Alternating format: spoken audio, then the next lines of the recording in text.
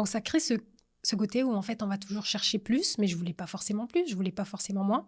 Et je me suis dit, mais en fait, j'ai juste envie de me sentir comme bien. Ouais. Juste bien.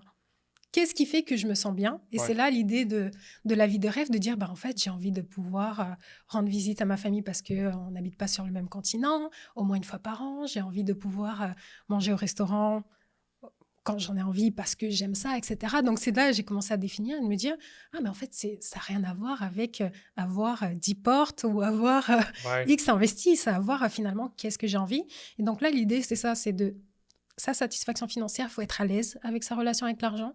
Donc, pour moi, le premier pilier, c'est connaître sa psychologie financière, être à l'aise. Et encore une fois, pas chercher la perfection, mais juste connaître qui on est avec l'argent, quels sont justement nos bons côtés et mauvais côtés. Ouais.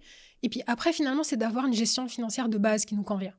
Donc, moi, je parle des 4 fantastiques, c'est-à-dire gérer ses revenus, savoir combien on gagne, est-ce qu'on est à l'aise avec ça, gérer ses dépenses, gérer ses dettes si on en a, ou l'utiliser au bon moment, parce qu'il y a sur des bonnes bonnes dettes choses. aussi. Oui, bien sûr. Moi, j'ai utilisé du levier, puis j'adore les dettes. Ah oui, c'est ça. C'est pour ça que dans le livre, je dis, c'est ni mauvais ni bon, en fait. Ouais. C'est mi-ange, mi-démon, mais il faut comprendre à quel moment on l'utilise, etc.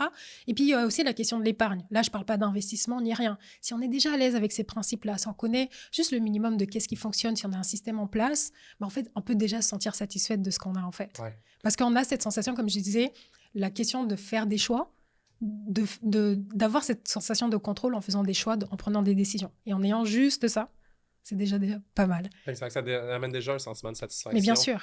Ouais. Une sensation de contrôle, une sensation de... Tu sais, aussi, il y a ce côté de... On veut jouer le jeu.